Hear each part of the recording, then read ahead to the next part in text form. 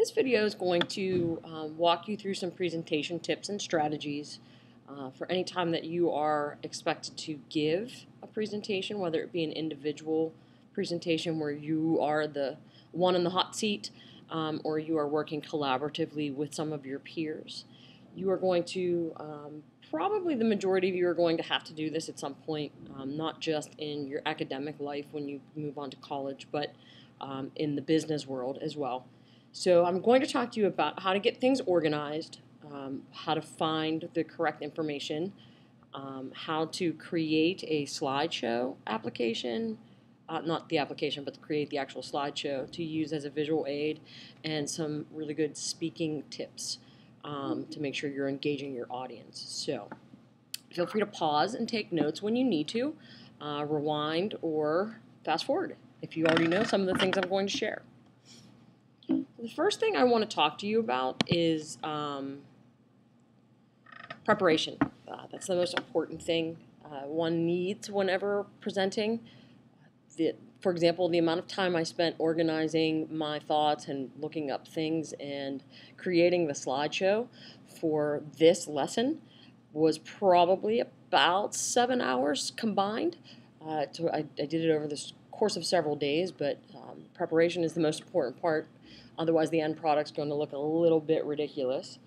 The first thing that you need to ask yourself about your presentation is, what is your objective and who is your audience? Those two things kind of go hand in hand. When I'm in the school situation, my objective is usually given to me by a teacher or a professor. They tell what the purpose is of. Is it to inform? You want to educate your audience about something in history class or a book that you read in English class or one of your labs in science. Could it be to entertain? A lot of us enjoy combining those two things. We like to be entertaining when we're speaking. That way we engage our audience, but that's a whole different ball of wax. And sometimes we need to persuade. So if a teacher gives you your objective, that makes it a little bit easier for you. But if you are asked to give a speech or present something, sometimes the objective depends on the audience.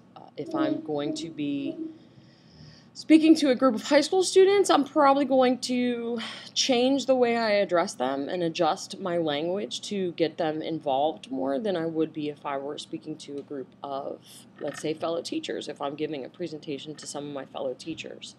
So understanding who you want to speak to and what your objective is, why you're speaking to them, is really kind of an important questions that you need to ask yourself. This is also important to determine whether or not you're doing a formal presentation versus informal. Even in the academic world, sometimes a teacher will say, hey, we're just going to do a quick informal introduction, so you're going to stand up. It doesn't matter how you're dressed. It doesn't matter if it's organized thoughts or if you're perfect with your speaking skills. So getting organized for those is often on the fly.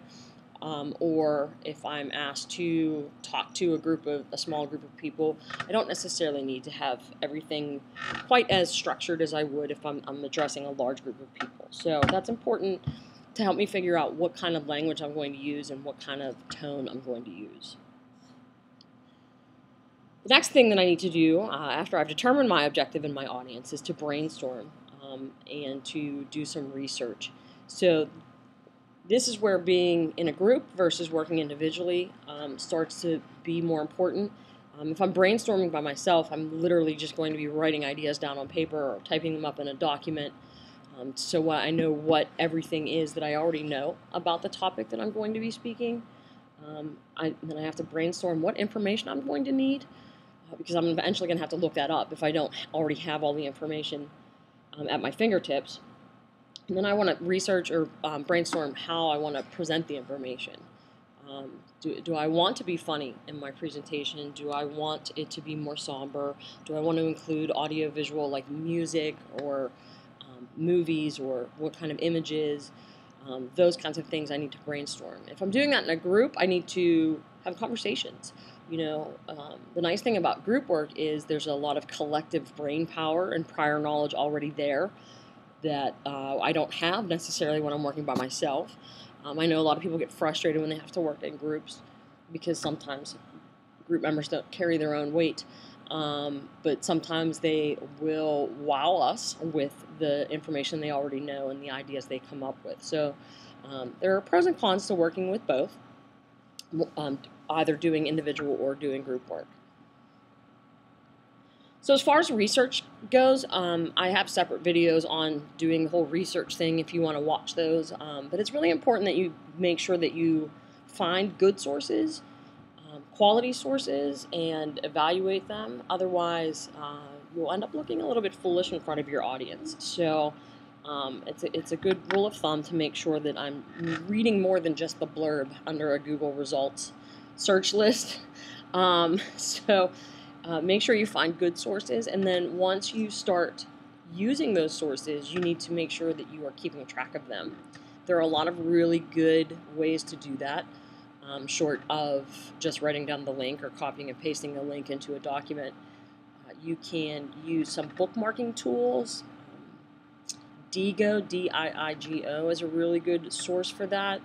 It's an online bookmarking site where you can actually highlight things and it'll pull the notes out for you. So if you want to look into that, that's really good. You can bookmark just through your browser.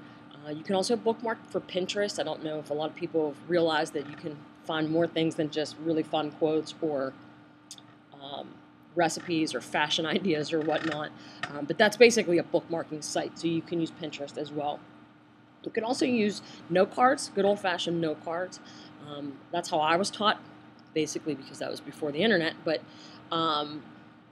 those were good because it made the note-taking easier, and I was able to keep track of what notes went with what source. Because that's really important when you're giving a speech or a presentation, whether it's in your professional life or school. You need to be able to cite where you get your information, and sometimes it's easier to just take notes and forget where I got it and then not give credit to that source. And that's really considered a faux pas. In the academic world, information, and make sure you keep track of your sources.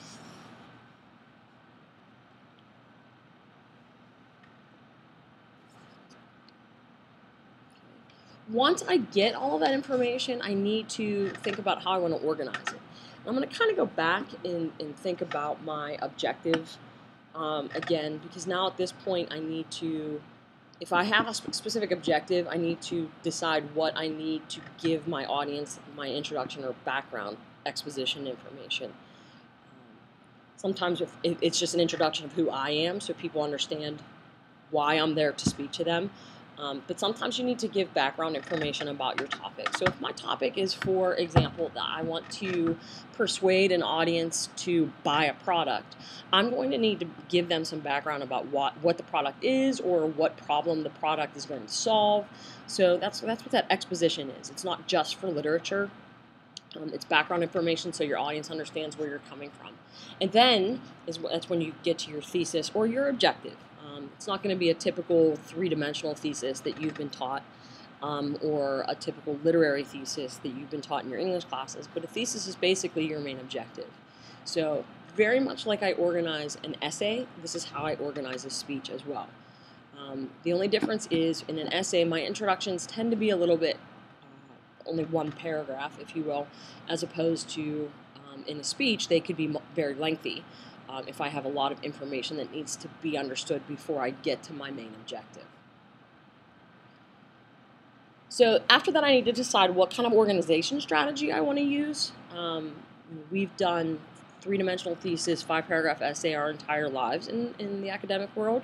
So there are multiple ways that you can organize a speech, though. You can use a bunch of different ones, like order of importance. Where you start with the most important thing that you want to talk about and kind of broaden yourself like that, and that's an example of a graphic organizer. Or you can flip it, and you can start with the the most important, and do a lot of that and get gradually more specific to the end, where you're actually leading up to your thesis statement, if you will, or your main point by the end of the speech. You can also do like a juxtaposition or a compare and contrast. We all know the Venn diagram, where you kind of go back and forth between, if I'm if I want to set it up that way, I'm going to make sure I have that information organized that way. We can also do cause and effect. So this is what happens to start everything, and then these are all the effects that end up from it. So you can start with the information that this is the cause of it and lead up to or explain all of the effects. The timeline or the basic flow chart or steps. This is really common for most high school speeches where you're talking about history, or you're talking about maybe a lab where you're going through the steps of the lab. So this would be, it's similar to order of importance because each step has to happen or each event happens in a certain order. But this can be a specific way to organize your own speech if you are trying to convince somebody the best way to, let's see, prepare for a half marathon, which I'll be doing in a couple of weeks here. So that might be an organization strategy for that. And then another one is problem solution. This is similar to cause and effect, but problem solution you can kind of mix and match with the other ones because you can talk about more than one solution or more than one problem that particular solution will fix. So those are some different organization strategies that you would have to decide, and all of that goes back to your thesis or your objective. What's my main reason for speaking to these people, and how should I organize my information so I get that across.